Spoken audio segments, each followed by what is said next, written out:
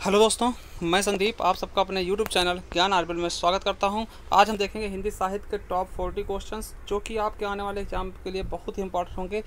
इससे पहले हमने एक हिंदी का मॉक टेस्ट जारी किया था, जिसको आपने नहीं देखा तो इसे जा करके देख सकते हैं। ऐसा थंबनेल आपको मिल जाएगा हमारे प्ले लिस्ट में। ठीक, तो चलिए देखते हैं। पहला क्वेश्चन देखते हैं, उर्दू किस भाषा का शब्द है। देखिए, उर्दू किस भाषा का शब्द है, ये आपका पहला क्वेश्चन है। तो इसका सही आंसर क्या हो जाएगा, सी। किसका है, तुर्की का। अब देखिए हम बात करते हैं हिंदी की, तो हिंदी भाषा का ना होगा, ये फारसी भाषा का होगा। ठीक, अगर पूछता है हिंदी किस भाषा शब्द है तो हिंदी किसका हो जाएगा, फारसी का। मगर अगर उर्दू की पूछता है उर्दू किस भाषा का है तो तुर्की भाषा का। चलिए नेक्स्ट क्वेश्चन देखते हैं, अवहट्ट किस काल की भाषा थी। अवहट्ट भाषा हमने पढ़ाया था कि भाषा का विकास कैसे हुआ, हिंदी भाषा किस तरीके से बनी है। तो अवहट्ट किस काल की भाषा है तो किसका हो जाएगा, ये आदिकाल की है ना। तो हमारा बी ऑप्शन बिल्कुल सही हो जाएगा। किसका हो जाएगा, आदिकाल, मतलब पुराने काल के। ठीक है, चलिए अगला देखते हैं, गोवा की स्वीकृति राजभाषा क्या है। देखिए, राजभाषा क्या होती है, राज की भाषा। ठीक, तो गोवा की क्या है, कोंकणी है, सबको पता है। ठीक, ये महाराष्ट्र की मराठी है, गुजरात की गुजराती हो गई, पुर्तगाल की है। ठीक, अभी बात करते हैं उत्तर प्रदेश की दो राजभाषाएं हैं, पहला हिंदी और दूसरा क्या है, उर्दू। ठीक, दूसरा क्या है, उर्दू। तो उर्दू और हिंदी दो उत्तर प्रदेश की दो अपनी राजभाषाएं हैं। चलिए आगे देखते हैं, तीसरा क्वेश्चन क्या है, हिंदी नवजागरण के अग्रदूत कौन कहलाते हैं। हिंदी नवजागरण के अग्रदूत किसे कहा जाता है, तो ये आपका क्वेश्चन है। इसका सही आंसर हो जाएगा भारतेंदु हरिश्चंद्र। ठीक, भारतेंदु हरिश्चंद्र को आधुनिक हिंदी का जन्मदाता भी कहते हैं, आधुनिक हिंदी का जनक भी कहा जाता है। चलिए अगला क्वेश्चन देखते हैं, निम्नलिखित में से कौन सी भाषा संस्कृत भाषा की अपभ्रंश है।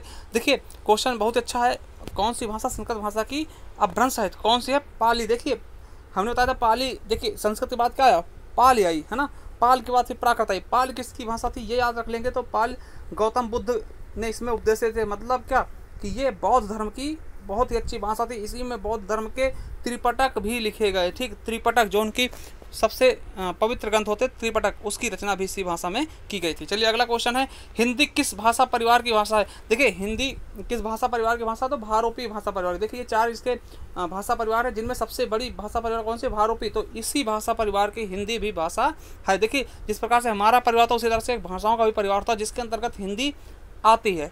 ठीक, चलिए अगला देखते हैं क्वेश्चन, भारत में सर्वाधिक खड़ी बोली वाली भाषा कौन सी है। तो भारत में खड़ी बोली वाली सबसे ज़्यादा बोली जाने भाषा कौन सी है, तो हमको पता है कि हिंदी का है। हिंदी में खड़ी बोली आती है और ये सर्वाधिक बोली आती है और इसका ये प्रचलन सबसे अधिक है और ये मानक भाषा भी है। ठीक, चलिए अगला क्वेश्चन है, 8 नंबर क्वेश्चन देखते हैं, हिंदी भाषा का जन्म कहाँ से हुआ। देखिए हिंदी भाषा का जन्म है वो कहाँ से हुआ है, तो वैदिक संस्कृत से हुआ। ठीक, वैदिक संस्कृत से। अगर देखिए वैदिक संस्कृत ऑप्शन में नहीं होता तो हम अपभ्रंश भी लगा सकते हैं, क्योंकि देखिए वैदिक संस्कृत अगर संस्कृत नहीं है तो हम अपभ्रंश लगा देंगे, क्योंकि अपभ्रंश से निकटतम है, सबसे निकटतम क्या है, आधुनिक हिंदी की बात करते तो अपभ्रंश हो जाएगा। मगर अगर पूछते हैं हिंदी भाषा का जन्म कहाँ से हुआ, हिंदी भाषा का जन्म कहाँ से हुआ, संस्कृत से। हमने बताया था संस्कृत में पहले वैदिक संस्कृत आई, फिर लौकिक संस्कृत, फिर पाली आया, फिर प्राकृत आया, फिर अपभ्रंश आए, अवहट्ट आया ना, इस तरीके से चलता गया इसका क्रम।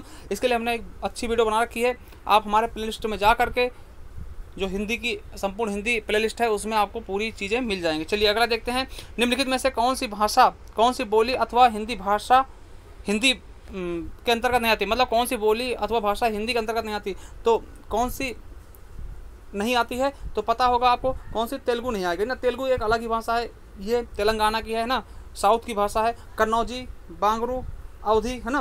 देखिए ये क्या हो जाएगी, अवधी, बघेली, छत्तीसगढ़ी, ये आपकी पूर्वी हिंदी होती है और ये किसमें, पश्चिमी हिंदी में आते हैं। ठीक, तो ये याद रखेंगे। तो इसमें कौन सी, तेलुगु नहीं होगी। चलिए 10वीं क्वेश्चन देखते हैं। 10वां क्वेश्चन क्या है, हिंदी की विशिष्ट बोली ब्रज भाषा किस रूप में सबसे अधिक प्रसिद्ध है। देखिए ब्रज भाषा को हम किस रूप में सबसे अधिक मतलब कि सबसे अधिक प्रसिद्ध मानते हैं, तो कौन सी भाषा हो जाएगी, काव्य भाषा। ठीक, ब्रज भाषा देखिए काव्य की भाषा थी, इसी का प्रयोग बहुत से कवियों ने किया। ठीक, अपने काव्यों में बहुत अच्छे से संजोया है, इसलिए इसको हम काव्य भाषा के उसमें रखते हैं। ठीक, देखिए राजभाषा में हम खड़ी बोली रखते हैं। ठीक, राष्ट्रभाषा अलग होती है, तकनीकी भाषा अलग होती है, वो हम आगे किसी वीडियो में चर्चा कर देंगे। ठीक, देखिए भाषा के अभिव्यक्ति के कितने रूप होते हैं, भाषा के अभिव्यक्ति के मुख्यतः 3 रूप होते हैं, आपको पता होगा। मौखिक, ठीक, पहला क्या होता है मौखिक, जिसमें हम बोलकर किसी को समझा सकते हैं अपनी बात है। दूसरा लिखित, किसी चीज़ को लिखकर, जैसे कि हम अभी लिख रहे हैं तो ये लिखित हो जाएगा। और तीसरा होता है सांकेतिक भाषा। सांकेतिक भाषा का वैसे कम प्रयोग होता है, जैसे कि आप सिग्नल में देखते हैं कहीं ट्रैफिक में तो वहाँ इशारे कर जाते हैं, या फिर आप क्रिकेट देखते हैं तो उसमें मैच के लिए इशारे किए जाते हैं, 4 के लिए ऐसे, 6 रन के लिए ऐसे, तो वो कहते हैं सांकेतिक भाषा। तो 3 तरीके से हम भाषाओं का आदान प्रदान करते हैं। भाषाओं की अभिव्यक्ति कितने तरीके से आती है, 3 तरीके से, मौखिक, लिखित और सांकेतिक, ठीक, याद रखेंगे। चलिए 12 नंबर देखते हैं। भारतवर्ष में हिंदी को आप किस वर्ग में रखें? बहुत ही इंपॉर्टेंट क्वेश्चन है, कई बार पूछा है, उसका इंपॉर्टेंट है, ठीक। तो इसको आपको समझना अच्छे से। देखिए हम भारत में हिंदी को किस वर्ग में रखेंगे? राष्ट्रभाषा, तकनीकी भाषा, विभाषा या राजभाषा? तो इसको हम राजभाषा के अंतर्गत रखेंगे। क्यों रखेंगे ये हम आपको बता दें। लोग मातृभाषा ऑप्शन होता है, मातृभाषा लगाते हैं, मगर मातृभाषा नहीं होगी, ठीक, राजभाषा। देखिए हमारा देश संविधान चलता है और संविधान में हिंदी को राजभाषा का दर्जा देगा। किसमें?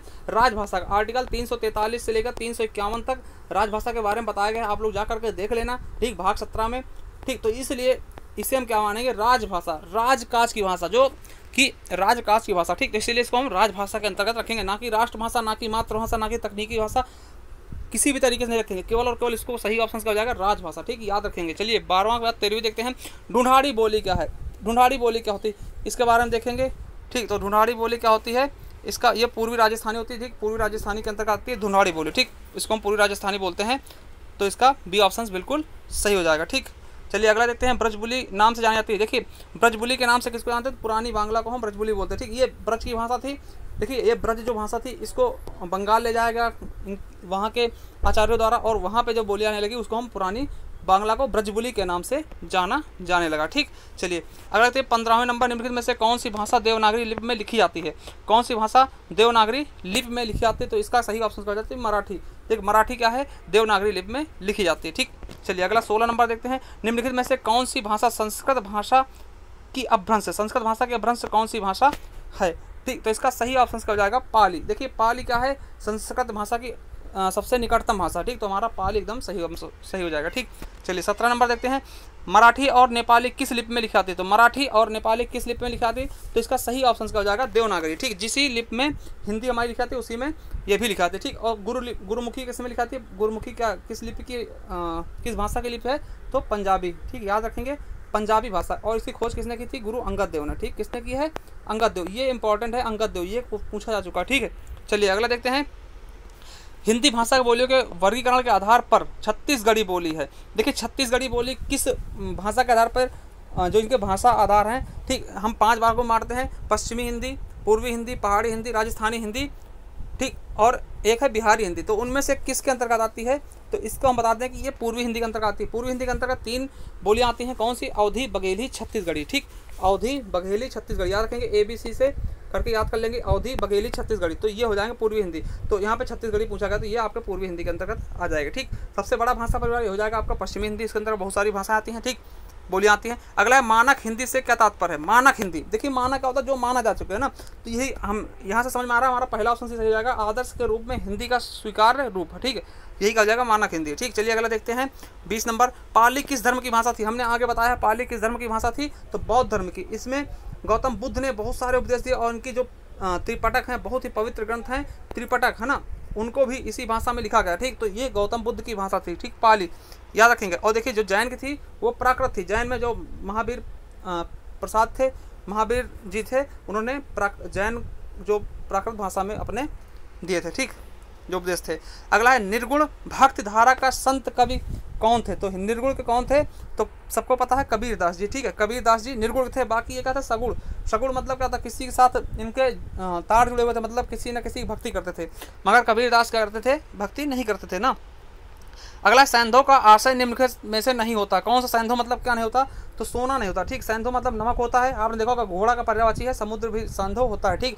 तो यही डी ऑप्शन, हमारा बी ऑप्शन बिल्कुल गलत हो जाएगा, मतलब सोना नहीं होता सैंधव का मतलब। चलिए अगला देखते हैं। अंधों के पढ़ने की लिपि को क्या कहते हैं? तो सबको पता होगा ब्रेल लिपि। ब्रेल लिपि है ना, लुई ब्रेल ने इसका आविष्कार किया था, ठीक। ये अंधों के डॉट होते हैं, डॉट को छू करके अंधे लोग बता देते हैं इसमें लिखा क्या है, या फिर इसी तरीके से इसमें देखते हैं, ठीक। अगला है पायो जी मैंने राम रतन धन पायो। ये किसकी पंक्तियां हैं? पायो जी मैंने राम रतन धन पायो, तो किसकी है? देखिए राम, तो ये मीराबाई की है, ठीक। और देखिए इसमें अगर पूछ लेते कौन सा अलंकार, क्योंकि पिछली बार इसमें पूछा गया था UPSI के में कि पायो जी मैंने राम रतन धन पायो, इसमें कौन सा अलंकार है? तो इसमें कौन सा अलंकार हो जाएगा? रूपक अलंकार। याद रखेंगे ये क्वेश्चन पूछा हुआ है UPSI 2017 में, ठीक। तो रूपक अलंकार हो जाएगा। यहाँ पे राम रतन, राम रूपी धन की बात की जा रही है, ठीक। अगला भारत का शेक्सपियर किसे कहते हैं?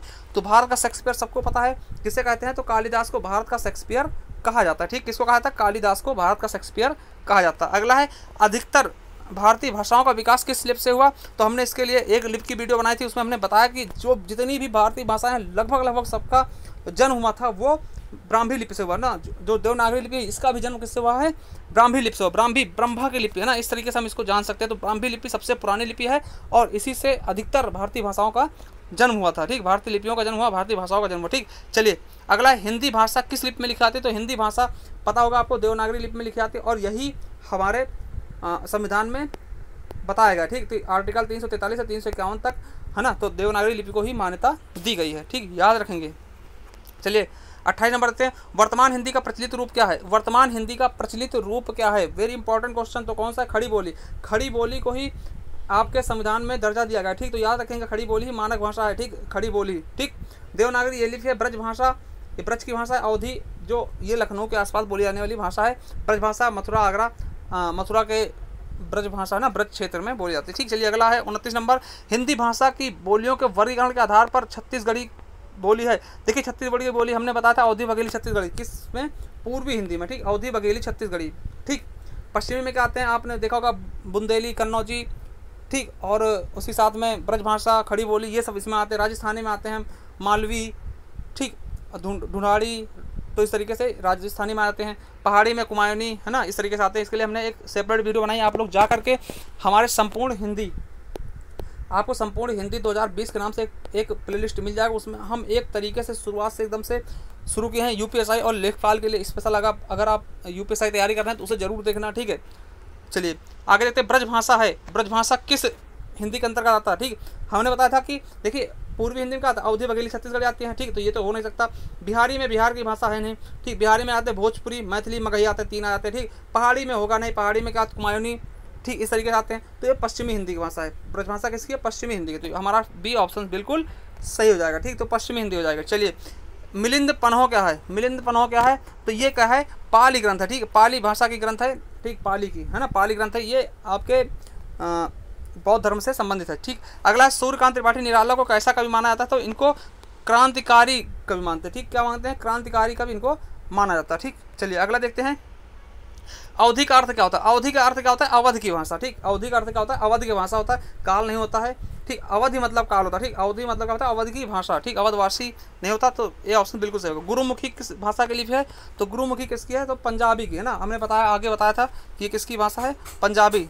ठीक, अगला खड़ी बोली के सर्वप्रथम कवि माने जाते हैं, तो कौन माने जाते हैं, खड़ी बोली के प्रथम कवि कौन है, तो अमीर खुसरो ने खड़ी बोली का सबसे पहले प्रयोग किया और इन्हें ही इसका जन्मदाता माना था और अमीर खुसरो को ही तोता हिंद कहा जाता है। ठीक, चलिए आगे देखते हैं। सबसे पहले अपनी आत्मकथा किसने लिखी, तो किसने लिखी है, श्याम सुंदर दास जी ने। किसने लिखी, श्याम सुंदर दास जी ने। हमारा ए ऑप्शन बिल्कुल सही हो जाएगा। अगला है आदिकाल को वीर गाथा काल किसने कहा, तो आदिकाल को वीर गाथा काल किसने कहा, तो पंडित रामचंद्र शुक्ल जी ने आदिकाल को वीर गाथा काल कहा था। चलिए आगे देखते हैं। अमीर खुसरो का समय क्या था, अमीर खुसरो का समय क्या था, ये हमको बताना है। तो उनका समय क्या था ये आपको बताना था, 13वीं शताब्दी।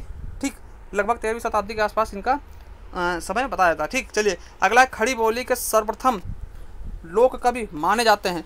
ठीक, तो कौन माने थे खड़ी बोली के सर्वप्रथम लोक कवि, कौन माने जाते हैं ये आपको बताना है। तो कौन माने जाते हैं, मैथिली शरण गुप्त जी।